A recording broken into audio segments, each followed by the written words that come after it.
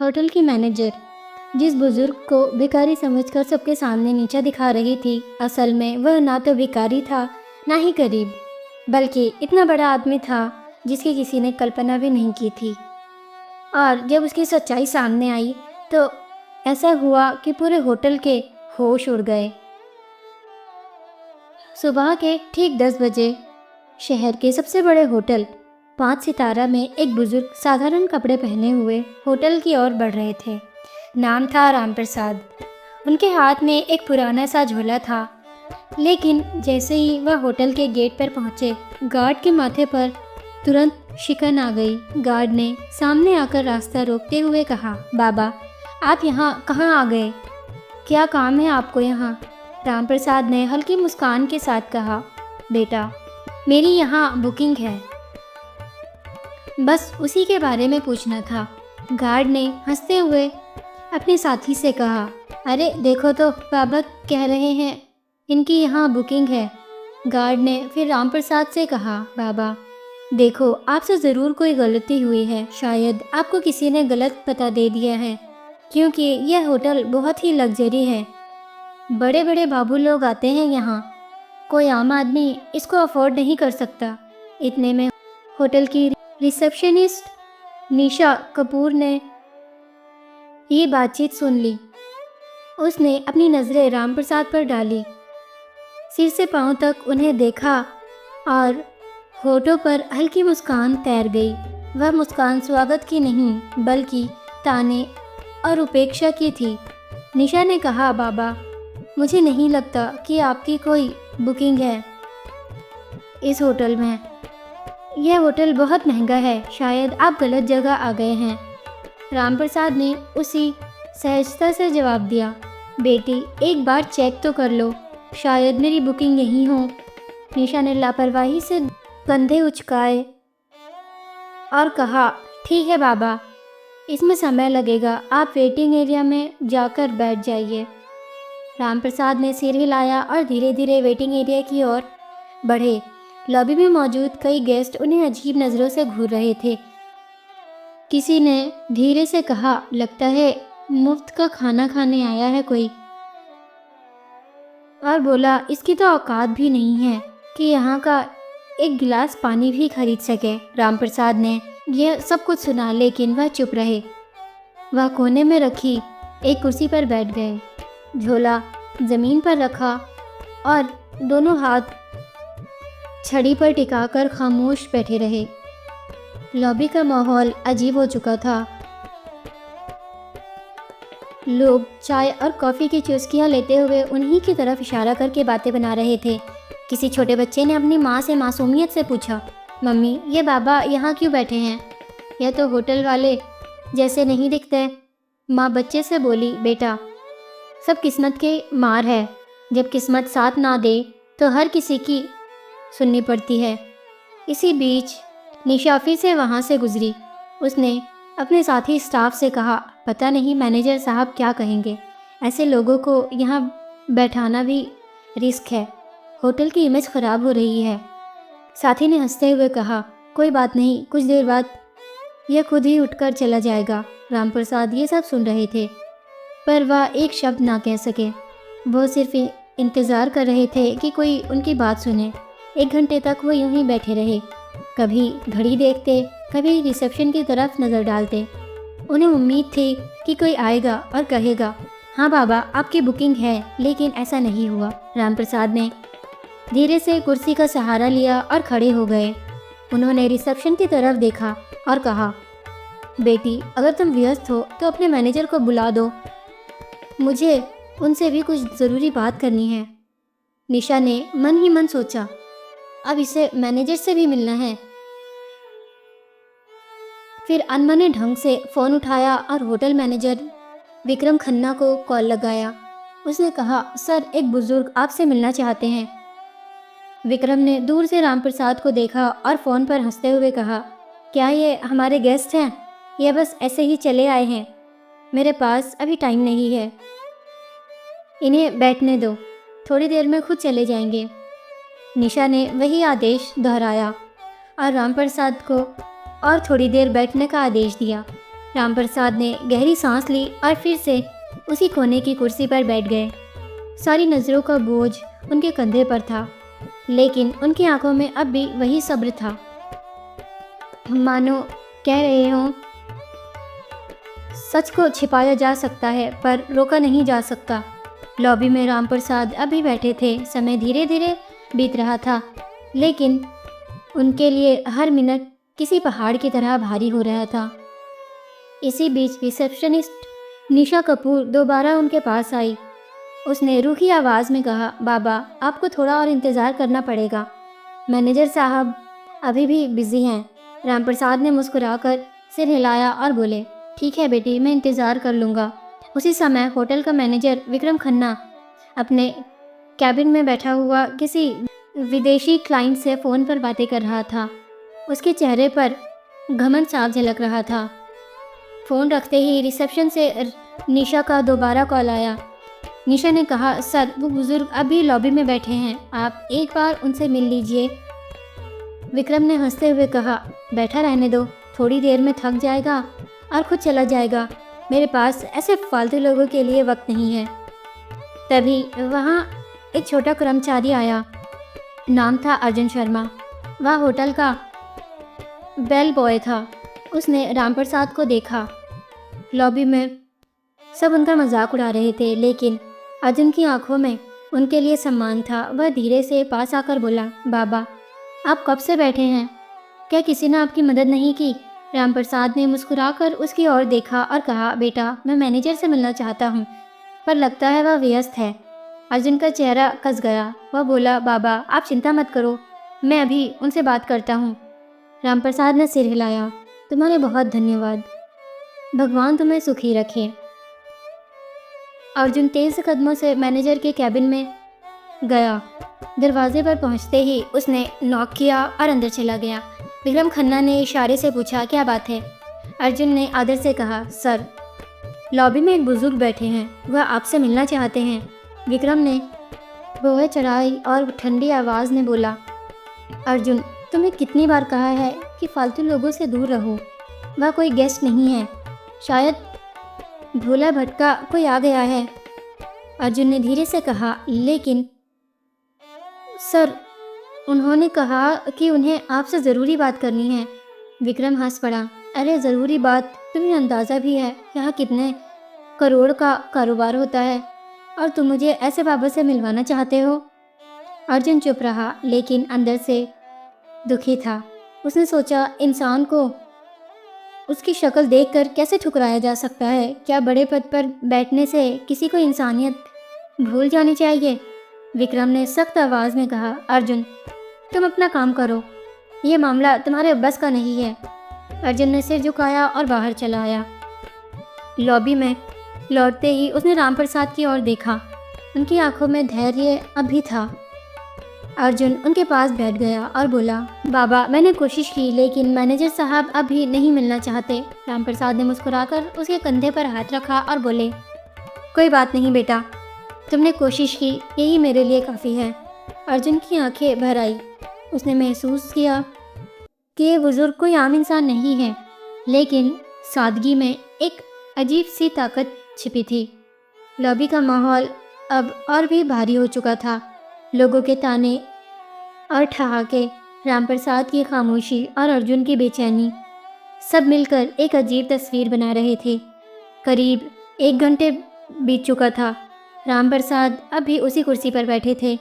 उन्हें धीरे से आंखें बंद की और सोचा, धैर्य रखना ही असली ताकत है। लेकिन अब समय आ गया है कि सच्चाई सामने आए।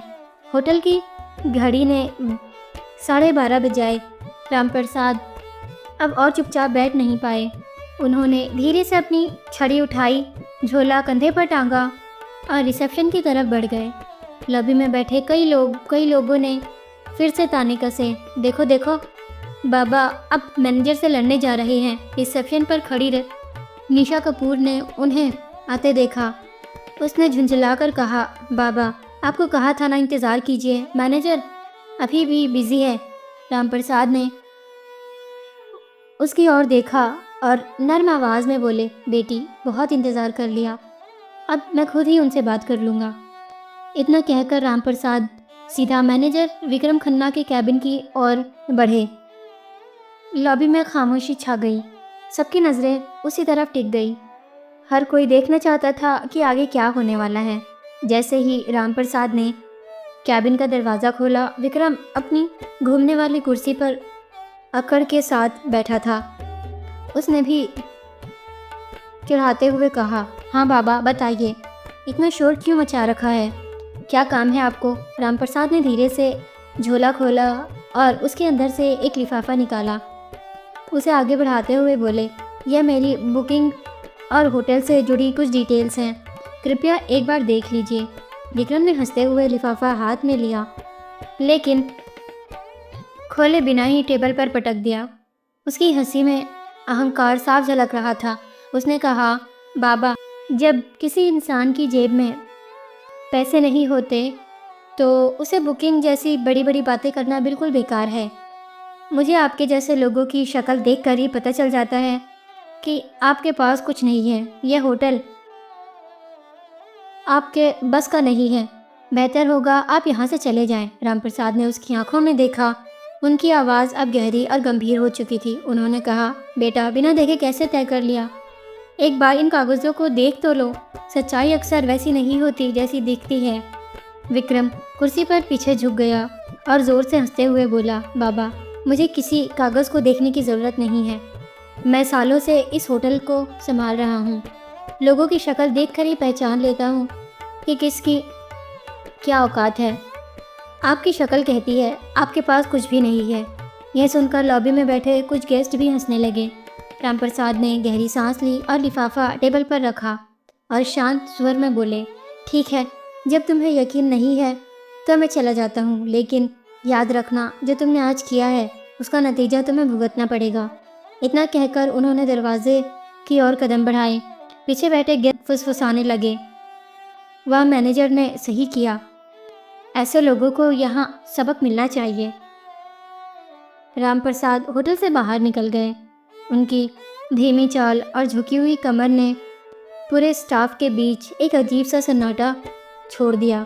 विक्रम अपनी कुर्सी पर बैठा मुस्कुरा रहा था। उसके चेहरे पर गर्व और तिरस्कार का मिला-जुला भाव था। इसी बीच बेल बॉय अर्जुन शर्मा उस लिफाफे को उठाकर धीरे से अपने सर्वर कंप्यूटर की ओर चला गया। कंप्यूटर स्क्रीन पर उसने लॉगिन किया और फाइलें खोलना शुरू किया। लिफाफे में लिखी डिटेल्स के आधार पर उसने होटल का पुराना रिकॉर्ड खंगाला। कुछ ही देर में उसकी आंखें चौड़ी हो गई। स्क्रीन पर जो जानकारी थी उसने अर्जुन को हिला कर रख दिया।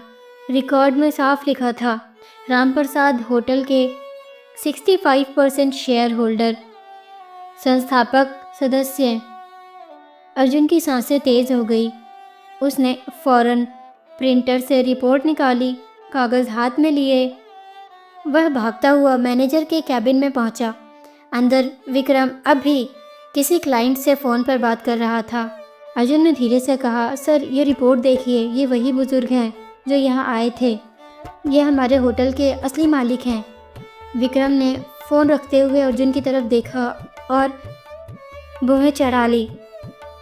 अर्जुन, तुम्हें कितनी बार कहा है, मुझे ऐसे लोगों की रिपोर्ट्स में दिलचस्पी नहीं है। यह सब फालतू बातें हैं। अर्जुन ने फिर कोशिश की, लेकिन सर, यह रिपोर्ट साफ बताती है कि रामप्रसाद हमारे होटल के मालिक हैं। अगर हमसे कोई गलती हो गई है तो विक्रम ने बीच में ही बात काट दी।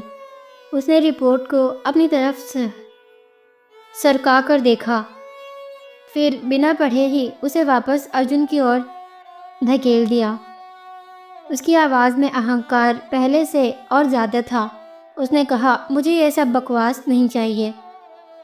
तुम्हें मैंने कहा है ना, अपना काम करो। यह होटल मेरी मैनेजमेंट स्किल्स से चलता है, किसी पुराने बाबा की दना दक्षिणा से नहीं। अर्जुन हैरान रह गया। उसके चेहरे पर गहरी बेचैनी थी। वह रिपोर्ट हाथ में लेकर वापस निकल गया।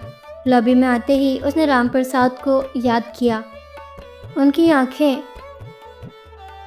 आंखों की गहराई, उनका धैर्य उसे लगा ये मामला अब सिर्फ होटल तक सीमित नहीं है, ये इंसानियत की परीक्षा है। धीरे धीरे शाम होने लगी। गेस्ट अपने अपने कमरों में चले गए। स्टाफ अपने काम में लग गया, लेकिन बुजुर्ग के दिल में हलचल बढ़ती गई। उसे यकीन था कल का दिन इस होटल की तस्वीर बदल देगा। अगली सुबह का नज़ारा बिल्कुल अलग था। होटल के हर कोने में चहल पहल थी। स्टाफ आपस में धीरे धीरे फुसफुसा रहे थे। किसी ने कहा, कल जो बाबा आए थे शायद उनके बारे में कोई बड़ी बात है। दूसरे ने जवाब दिया, हाँ सुना है वो होटल के बड़े शेयर होल्डर हैं। यह खबर धीरे धीरे पूरे होटल में फैल चुकी थी, लेकिन किसी को अब भी भरोसा नहीं हो रहा था। सबके मन में सवाल था, क्या सच में वह बुजुर्ग इस आलीशान होटल के मालिक हैं? 10:30 बजते ही लॉबी का माहौल अचानक बदल गया।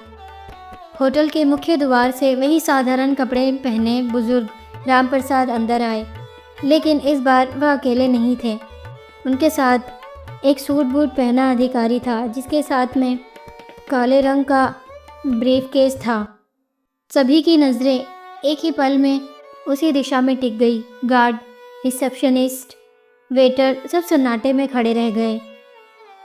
कल जिन्हें सब ने अनदेखा किया था, आज वही शख्स होटल में किसी सम्राट की तरह प्रवेश कर रहे थे। रामप्रसाद ने सीधे हाथ से इशारा किया, मैनेजर को बुलाओ। आवाज़ में अब कोई नरमी नहीं थी, बल्कि एक आदेश की कठोरता थी। थोड़ी ही देर में विक्रम खन्ना बाहर आया। उसके चेहरे पर हल्की घबराहट थी, लेकिन अहंकार अब भी बाकी था। वह आधा मुस्कुरा कर बोला, जी बोलिए बाबा, आज फिर आ गए। रामप्रसाद ने उसकी आंखों में देखा और ठंडी आवाज़ में कहा, विक्रम खन्ना, मैंने कल ही कहा था तुम्हें अपने कर्मों का नतीजा भुगतना पड़ेगा। आज वह दिन आ गया है। विक्रम सकपका गया। उसने हंसी में बात टालने की कोशिश की। रामप्रसाद के साथ आए अधिकारी ने ब्रीफकेस खोला, उसमें से मोटी फाइल निकाली और सबके सामने टेबल पर रख दी। उसने ज़ोर से कहा, यह डॉक्यूमेंट्स साफ बताते हैं इस होटल के 65% शेयर रामप्रसाद के नाम पर हैं। असल मालिक वही हैं। पूरा स्टाफ स्तब्ध रह गया। निशा कपूर के हाथ कांपने लगे। लॉबी में मौजूद गेस्ट ने एक दूसरे को देखा और फुसफुसाए, ये तो सच में मालिक हैं। हमसे कितनी बड़ी भूल हो गई। रामप्रसाद ने अपनी छड़ी ज़मीन पर टिका दी। उनकी आवाज़ अब तेज़ और दृढ़ थी। विक्रम खन्ना, आज से तुम इस होटल के मैनेजर नहीं रहोगे। तुम्हारी जगह अब अर्जुन शर्मा इस पद पर संभालेगा। विक्रम गुस्से से कांपते हुए बोला, आप होते कौन हैं मुझे हटाने वाले? यह होटल मैं सालों से चला रहा हूँ। रामप्रसाद गरजते हुए बोले, यह होटल मैंने बनाया है। इसकी नींव मेरी मेहनत से रखी गई थी। मैं चाहूँ तो तुम्हें एक पल में बाहर का रास्ता दिखा सकता हूँ, पर दंड स्वरूप तुम्हें फील्ड का काम दिया जा रहा है।